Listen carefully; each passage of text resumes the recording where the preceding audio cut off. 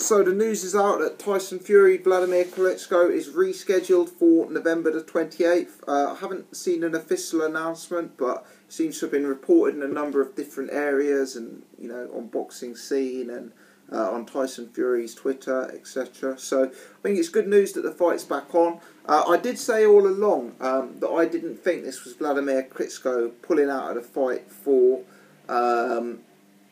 because he was scared of Tyson Fury, or because he thought Tyson Fury was too big. If you thought Tyson Fury was too big and scary, you probably wouldn't pull out of the fight just to reschedule it 4 weeks later. Because if you're going to get a beating, 4 weeks isn't necessarily going to make much of a difference. I do get that there's possibly an argument that that Wladimir's playing some sort of mind game and trying to disrupt Tyson Fury's training camp. And obviously you could make a valid point there. Tyson's been thinking the fight was be postponed until February 2016, according to his IFL TV interview. So with that in mind, perhaps he's been out eating pizza and drinking beer, thinking that he's got 3 or 4 months till fight night. It is possible that Wladimir is playing some kind of mind game. I think this is the second fight in recent years where he's postponed, but only postponed by a very short period of time. Maybe it was Kubrat Pulev that happened first time round. So I'm inclined to think that Wladimir Klitschko is an ageing athlete. He's just a very perfectionist type of guy. By his very boxing style, you can see that he's a somewhat robotic, clinical type individual. And maybe it's just that he's very perfectionist and isn't prepared to fight even with a slight niggle, even if it only means a 3 or 4 week delay. So the good news is the fight is back on. It's only a month delayed. I'm very, very excited for this one. I think it's going to be fascinating to see what Eddie Hearn does with the pay-per-view or not. I heard Dillian Whyte on IFL TV today saying he'd happily fight on the undercard.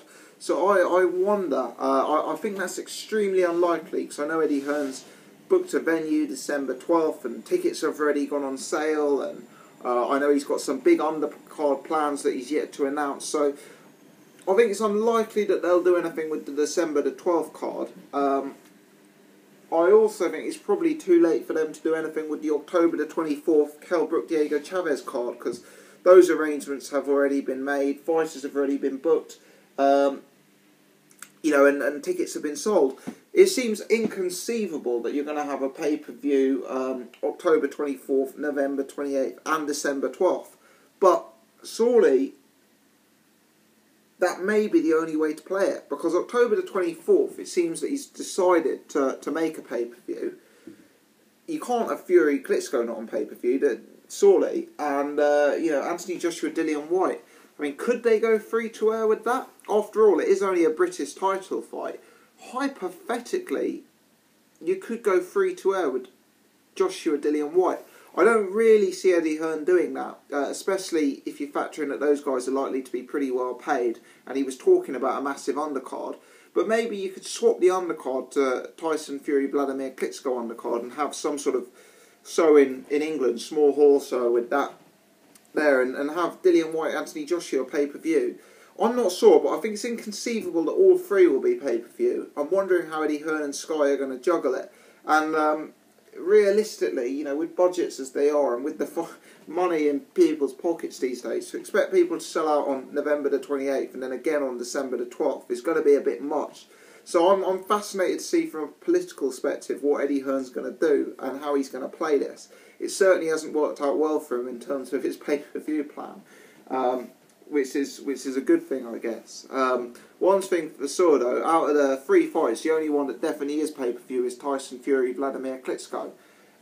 As Tyson said, one of the most talked about fighters in the world, Tyson Fury, versus a pound-for-pound super champion, Wladimir Klitschko. So that's the one that's definitely pay-per-view, and we'll have to see what's happening.